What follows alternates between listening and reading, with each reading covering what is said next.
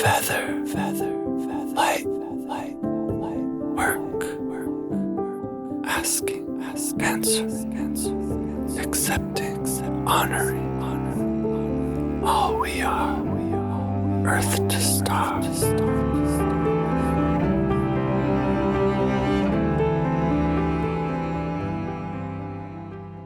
A big part of our day-to-day can be navigating big things, intense emotions, past traumas, and everything in between. Most specifically, something we'd like to talk about today includes these significant moments from our childhood years, these significant moments that hold space in our hearts, our minds, our souls, from these big years, these big transitional years in our teenage, high school years. We all tend to have these moments. They can become a story, or they can be evolved and become a lesson. Yeah, those teenage years were my hardest years of life. I definitely didn't feel like I was in my prime during those times. On one hand, I was a soccer player, I was an athlete, I was seeing signs of success here and there, Straight A student, I was getting a lot of approval. My world was approving this young man who I was, but deep inside of myself, I was ashamed. I felt grief. I looked in the mirror and I felt ugly. I felt fragile. My body was going through growing pains, and it was a really hard time physically, hard time emotionally, most of all. It was a time when my peers, my friends were starting to experiment with drugs and alcohol and sex, and they were different from me all of a sudden. We were the same before, and now we're different. My friends are different. They're disappearing. They're doing their own thing. And I felt alone. I felt so lonely. It wasn't until a couple of girls, some friendly girls, just took me into their tribe and let me feel like I was accepted and gave me a place of belonging. It was only then when I felt at home again. I felt disconnected from my home place. I felt disconnected from source. I didn't know who I was or what I stood for. Everything, my whole worldview was shaken like a snow globe during those teen years. And so that's a really sensitive subject matter still in my life. There's still traumatic experiences that I have to reckon with, even still today. Those were the years when my parents got divorced. Those were the years when my dad passed away. Those were the years when, my friendships, my family, everything I felt so lost. I felt such loss. Can you relate? A lot of times when we talk about our younger days, when we talk about doing our shadow work and healing those traumas of the past, I usually go right to my younger years where I was a baby, new in this earth walk and having to surrender and be taken care of, That is traumatic in itself. And then there are losses along the ways, and there are broken bones for some, and illnesses, and so many mini deaths, right? And, we're looking at deaths, we're fearing deaths. During times in our lives, we'll lose people, and we don't know what happens to them on the other side of the veil some of the time, We might lose a pet here, not know if that pet continues in the afterlife. If your dog goes to heaven, there's not, for me, a glaring knowing there. There's just a wondering and a curiosity. I'm interested in knowing, but that's not the point. The point is that we go through traumas.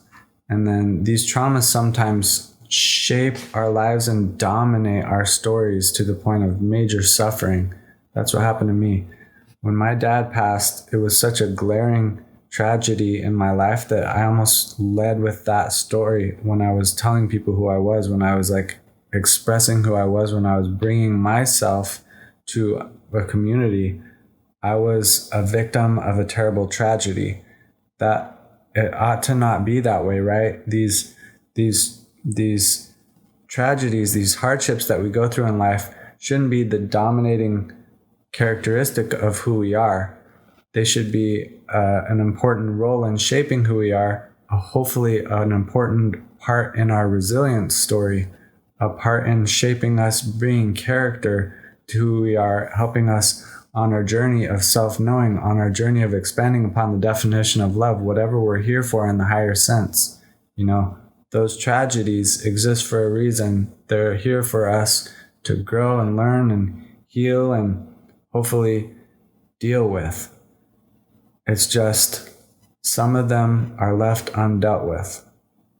So that's why we're harping on this one particular area, the teen years, because I think it's underserved. I think there are too many of us, I'll begin with myself, who have unresolved trauma in the areas of those teen years. I think it's a really beautiful awareness to approach this topic in this way. And I think that we could even extend that through all of our childhood. I think today we're going to kind of focus in on some of those really heavy teen years. But this is a really good awareness to realize that there's a lot of stuff there. There's a lot of, from the time, just like Kate said, from the first breath we take in our newborn baby bodies and navigating that and navigating the shock of that. Some of us have really excruciating birth stories. Some of us have really, really tough traumas that we've navigated even before school even started at a really young age. So it's a really good awareness to be there and be there in the support system for ourselves in these now moments as we realize that we can kind of continue or start to unpack some of these traumas little by little and understanding them as part of our experience and not our whole experience is what shifts it from being our identity to part of our growth. Yeah. And your journey with navigating your traumas is your own. We're not going to tell you how to do that because really only you can know what's right for you. Although we might plant a seed of knowing for you to grasp your own healing journey if you have healing work to do, because we are on that same road with you. So really it's an invitation. We're going to show you how we navigate this and maybe express some of these moments of how we've navigated this and are still navigating it to this day. So we'd like to keep this a really soft and gentle invitation and there's no right or wrong. This isn't the best way. It really starts from the acknowledgement of something there. It starts with the acknowledgement that we can navigate through this with a little bit of love and a little bit of compassion and a lot of support for ourselves. Being able to go back here, especially if we're working through something and not finding resolve and not finding, our way out or just seeing that there's an overwhelming sense of like sadness or depression in our day to day. And we're not really sure why. Sometimes we're just sad and dealing with discord and dysregulated and we don't really know why. So this is that little suggestion, if you will, to kind of go back and maybe move through some of these spaces. Journaling is always really, really helpful just to get it out. It's something you can do on your own. It's something that can really help to alleviate some pressure. It's something that we can, emote in a way and integrate and unwind and unpack really what we're going through all on our own.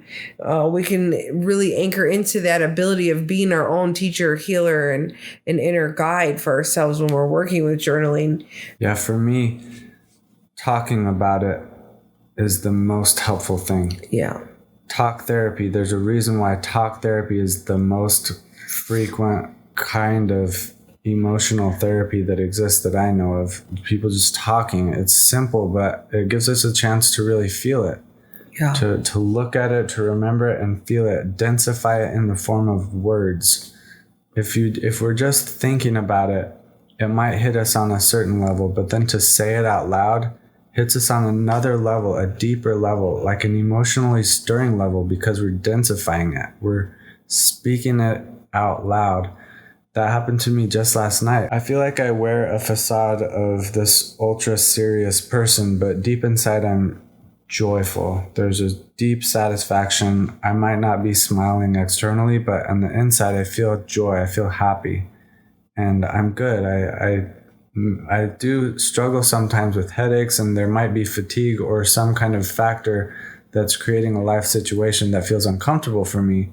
But generally, I'm really good. I love my life. I love the people in my life. I'm good. But last night, I found myself bawling. I was crying so deep because I was remembering this situation where my dad passed. And just to summarize a huge event, my dad drowned in a whirlpool. I don't even know if he drowned. He disappeared in a whirlpool in a river in Wyoming. This is a true story. And I was just downstream from him. I wasn't there at the exact time, but my brother was. My brother was the one that told me. So I was remembering, I was reliving because I was putting my full presence in this instance. I was present to it again. And I was feeling it as if it was just happening for the first time. And in a meditative state, I started crying, just real gently crying. It was like just a stirring of emotions. But then when I shared it with people, with my friends, with my family, with my loved ones later, just processing it, like integrating my meditation, verbalizing it out loud, put the weight of it. And then I suddenly was like voicing the colossal sound of the waves, the whirlpool. And I was remembering so much. I was remembering the depth of pain. And I can't say that I feel lighter today, but I do feel like I did my work of illuminating a dark, dark shadow. And that happened 20-some years ago, 26 years ago, something like that. I still carry deep, deep pain from that loss. And you probably have tragedy, you probably have trauma in your life that you've been carrying for a long time. I can't imagine that we just wipe it clean and then we're good to go. It always stays with us, those traumas, those stories, they shape us in a certain way. They shape at least on our earth walk. And if our physical reality is shapen by these life situations. So for me, I just acknowledge it when it comes. When the mystery brings me the thing to deal with, I try to be ready for it. I try to hold space for it. But I personally don't very often just look to every single trauma in my life and try to illuminate it. There are practices to do that, and I'll even share one. But for me, I'm more of a flow type person. I just like to be in flow. I like to, go about my business. And then if something big happens, if there's a big emotional wave, I'm going to give it my attention. In this case, we had a ceremonial setting where it was the perfect environment to be able to do that healing work, to be able to process it with friends, to be able to, look at it and really feel the pain of it in order to be liberated from the burden. And that's really what this is about. Revisiting these traumas, not to pull the scab off or make us go through stuff, or it's really just to allow us to integrate it so that it doesn't become the story that's untouchable, and it starts to maybe soften the edges. Keep saying it, it's never really going to go away. It's a new normal. He now moves through life without his dad. It's a new normal, but he doesn't have to be led by that. It doesn't have to be his leading factor. It can be a part of him and not all of him. So for whatever reason, I believe our soul comes up with all of these big things and these contracts and these moments that we're going to move through and process, not only for us. I also believe that there's some collective nature to all the things that we decide to go through. There's some collective responsibility or reciprocity for taking responsibility for certain big things that we move through for the betterment of the whole planet, to process these big traumas and these big emotions.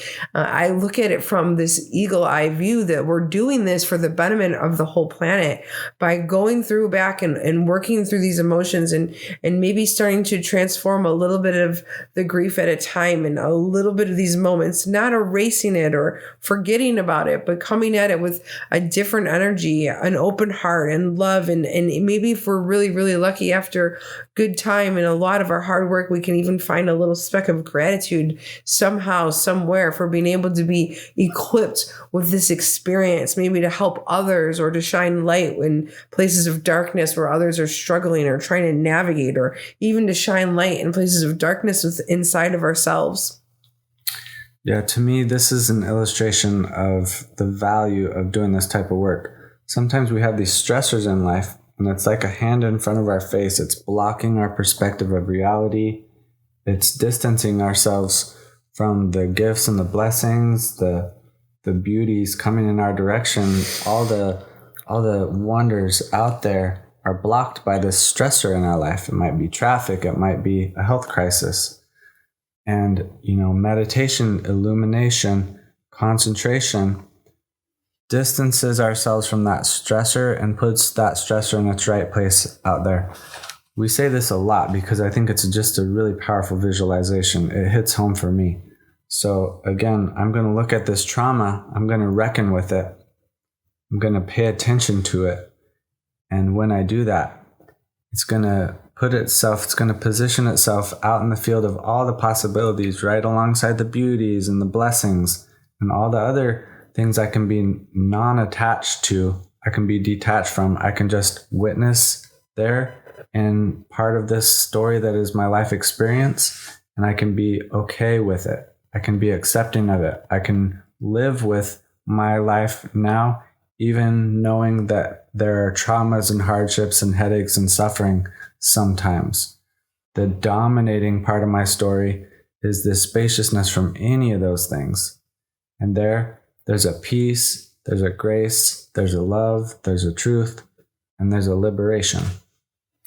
Yeah, and I think that liberation makes us feel free to experience these things. And it makes us feel a little bit of space between the fear. These big, heavy moments, especially at a younger age when we feel like completely out of control or not have any sense of support or security or safety, it can really set in our system in the way of fear, which can be limiting. It can be limiting us from making choices or taking leaps of faith or experiencing big things, or maybe moving through some experiences that might come with the potential for uncomfortable moments or uncertainty or disease in our system, in our flow and the way we're operating. So by being able to put it in that space and allow it and not call it bad or challenging, and just allow it to be, and giving it that space allows us a little bit more freedom with the potential of falling into some fear.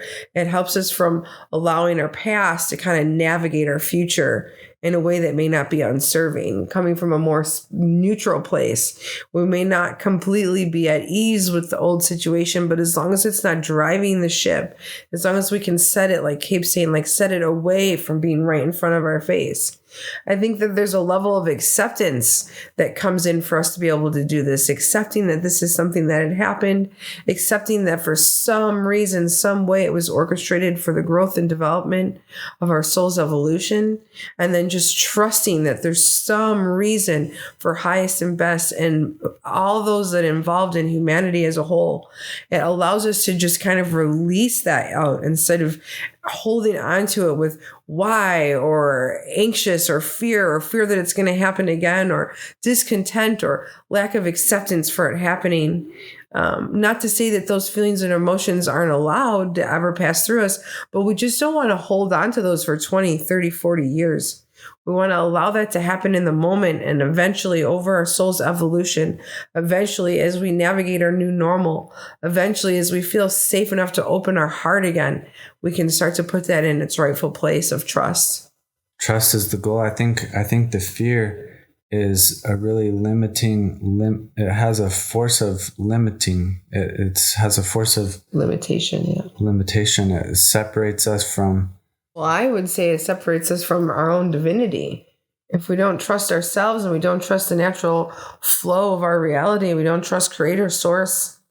Yeah, so doing that work is so valuable in creating space between us and that fear, distancing that fear, creating freedom from that fear.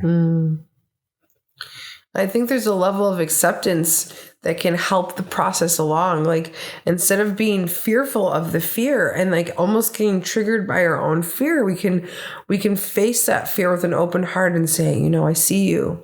I appreciate you showing up to caution me. I appreciate this emotion. I can appreciate this, but I'm going to choose something different.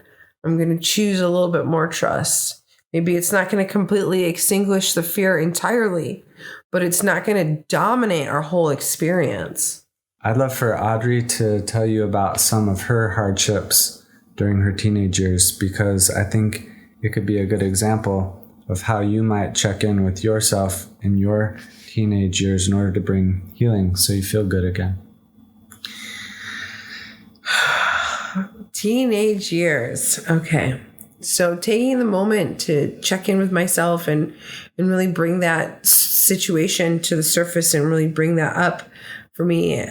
My teenagers I had a lot of struggles with the way I was performing in school, being that in school, it started prior to that, but really having to keep up with my classmates with reading and writing and grammar and spelling were really big challenges. I was diagnosed at a really young age with a lot of really challenging learning disabilities. And I often wonder, was it the diagnosis that created more of the disability? Did it create more of this reality for me? Or has it always been this big of a challenge? It's something that I kind of feel into quite regularly, but I have severe challenge with reading and writing and grammar and spelling and anything that kind of shapes up your scholastic experience as a teenager. So it was this big push around how to navigate this with the teachers and my parents and doctors. And so the result was it put me on a really high dose of narcotics, really. It was really strong. It was a lot of Adderall. It really, really muted my whole personality, shifted my whole reality, and I didn't really have any say in this at all. So I was navigating these really big challenges and all the while trying to fit in with the other kids. And I just wanted to be what I was perceived as normal. I just wanted to be able to perform in the ways that they performed and read the way they read and speak and be the way that everybody else was. I felt so different and so isolated. And there were moments of being ridiculed for that. There were moments of being embarrassed for that. So I was just going back to these moments and just remembering just being completely or feeling, perceiving that I felt ostracized from my peers and extremely different from almost everybody else in my class. I'm sure there was a level of my own storytelling that was happening there and a mix of what I was actually experiencing. But I think that's a really good point to bring up is we start to understand what we're experiencing. We start to understand the depth and the stress of what we're experiencing. And we might have the gift of being able to understand how we were coping with it. So by this happening in my life and me feeling so different and so ostracized and so under the influence of these heavy narcotics on a day-to-day basis and trying to navigate that, I was trying to self-regulate and bring myself joy in such a stressful environment.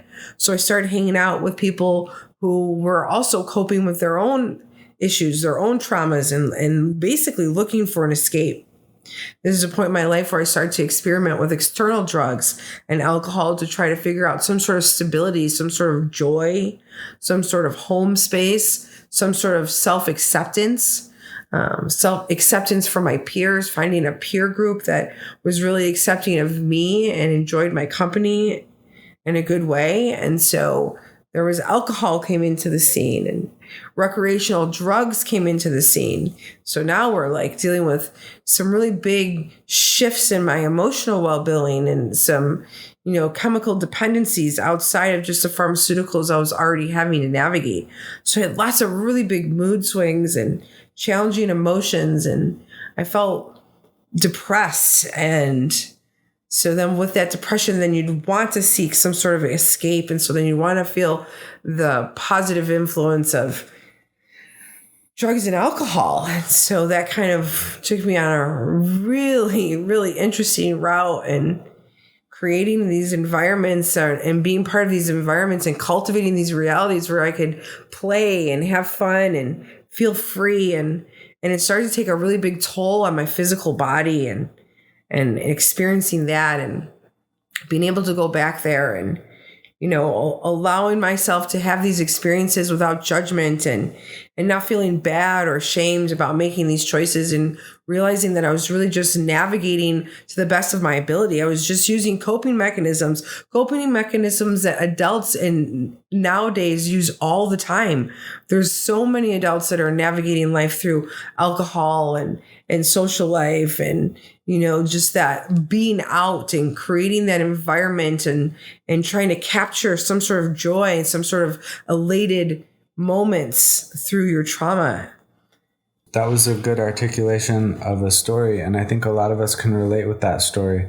A story of wanting to belong, a story of being dysregulated and feeling down, depressed, a story of feeling alone, a story of feeling different, a story of feeling excluded. These are powerful stories to look at and feel again and again, check in about. And of course, I'm not advocating to do this every single day. It's not necessary to suffer endlessly here, but there might be a real point of breakthrough at some point when we're simply looking back, bringing our loving presence, our more evolved, more aware, eagle-eye mind now to those sensitive years. And I invite us to do this in addition. Bring our loving presence there with one tool, a love drop. I want us to go right back to that pain point. I want us to go right back to that feeling of loneliness, despair, dis-ease, burden, hardship, suffering, trauma, tragedy, and drop love there.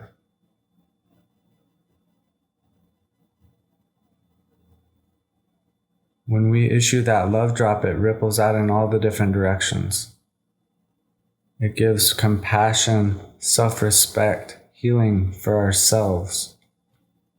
It's an unmeasurable talent to be able to be available to our teenage year selves and offer the support, the love, the nourishment, and the safety to ourselves that maybe weren't available for us in those moments back then.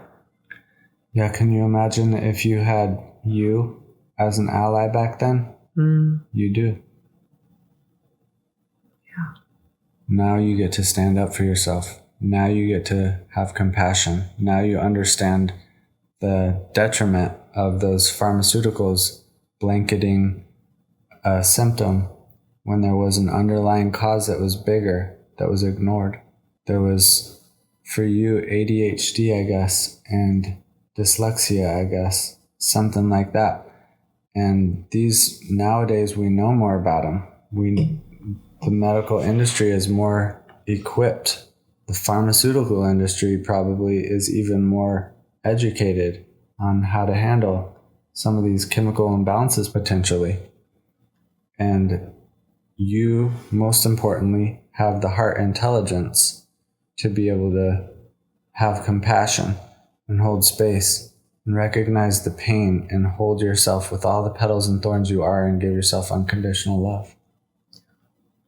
And it's through working with these moments and it's through working with these tender parts of my reality that I've been able to get to this point to even discuss it in the first place. Upon first reviewing this back in my 20s, and it wasn't that far past it, there was so much shame, that covers up and like making these choices that we would see as like bad choices or poor choices or an abandonment of self or, damaging to our mind, body, and spirit. Now I can just see it as, what I could do for myself in that time. And I don't have any shame on my behavior. There's no need to want to cover it up or not want to discuss it or feel any kind of way. It's kind of, sometimes it takes me a minute to get there and go there and embody it and really be there. I'm not quite to the point where I'm like proud of the journey yet. We're not quite there, but I anticipate being able to get there at some point. The more and more that I talk about this, the more and more that I normalize this, and really it becomes a roadmap for other people. It becomes a permission slip for others to realize that their path wasn't anything to be shameful of, and that we can do this as a group. We can do this as a culture, as a humanity, as a group, evolving from one place to another. If we're evolving, that means we had to come from a different place to be able to get up here and have these eagle eye visions and have this self understanding and respect for the situation that we went through. That's an interesting point you raise about being able to have pride for the resilience. To be proud of ourselves for the fact that we endured this hardship, be proud of ourselves for the fact that we lived on and we continue to honor our lives and move through the waves in our best way.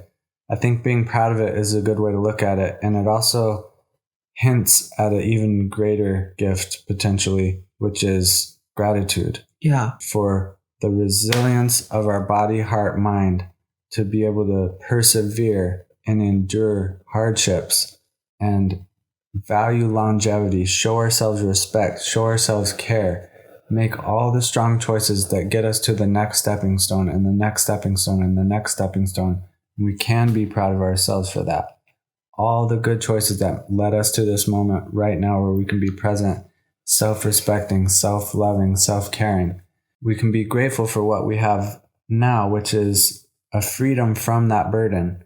Right now, we don't have those same burdens of our teenage years haunting us every single day. Right now, we have distance from them. We have separation from the pain. We have freedom from the fear of that going to an extreme. We have freedom from the hard pain, emotional and physical, that we were enduring during those years. It could be that now in our current situation, we have other hardships. We have other points of suffering creating their own disruptions to our eagle eye view. The gratitude is for the blessings of this present moment. I have my lungs breathing, my heart beating. The world is turning in my favor still after all these years. 20 some years later, I'm still kicking. I'm still enjoying life. I'm thriving on another level. I'm finding next level of prime, always living in my prime potentially. I'm good. I'm really grateful for those years and the stepping stones that brought me to this place where I am right now. Now I have a lot of gratitude to dominate my thoughts, to dominate my actions. In addition, the gratitude for me is an understanding of where I am today came from the journey that got me here.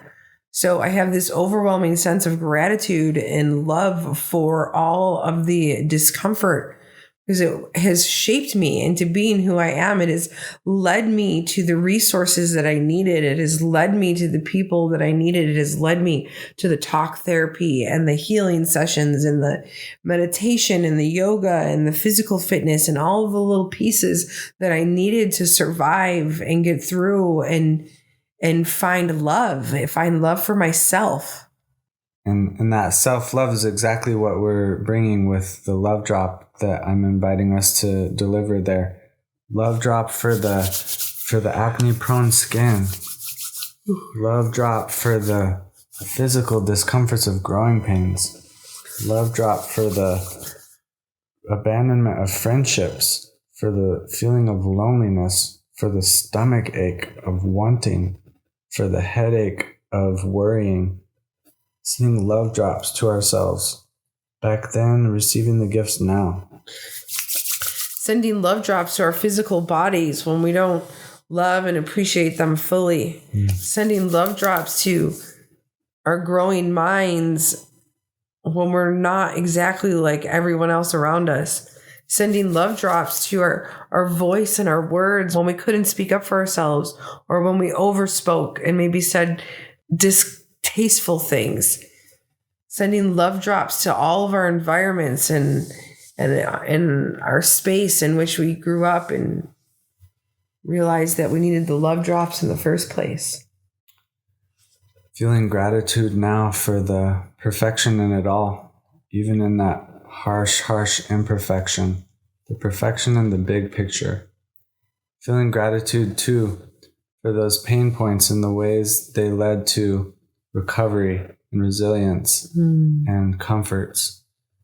Feeling gratitude for the expansiveness of mind, heart, body, expansiveness, the truth of all cells and all of existence, feeling gratitude for that expansion, that common trait among them all, every single living cell, expansion, feeling so much gratitude for the life journey that leads us to grow and thrive and bloom and prosper and bear fruit.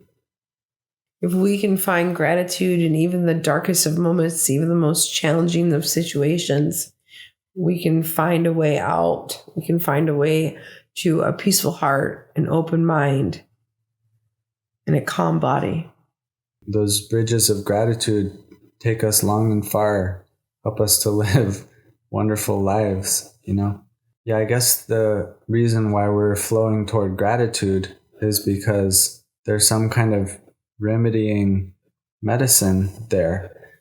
We're looking back on a trauma and we're actually seeing the love behind it. We're seeing divine orchestration behind it. We're seeing truth and love with capital T and L, and leading us to the people that we are and the life situation where we're at and the connections we're making and the ways we're expressing and showing up.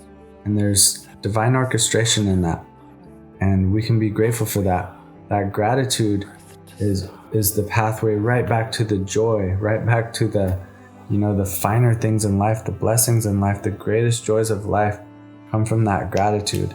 So it really is a major remedying journey to do that illumination work of looking back and looking at what's behind it. It's always love, interestingly. I find love is behind it all. Love is always the origin, even of those funny wobbles that seem to be standing in the way of our peace. It's actually working some mystery to bring us right to that exact place. And that exact place is exactly where we're meant to be. The way I see it is love is all that exists. Love is the origin. Love is the force that drives me forward. Love is the end goal. Expanding on the definition of love, which is infinitely defined, infinitely is the journey of this earth walk. And I think in a nutshell, that's exactly what we're talking about here. We all navigate some really tough moments, and we can send love drops back to ourselves, send us the support that we're needing to navigate those, process those, and come back to what is all, and that's love. Uh-oh.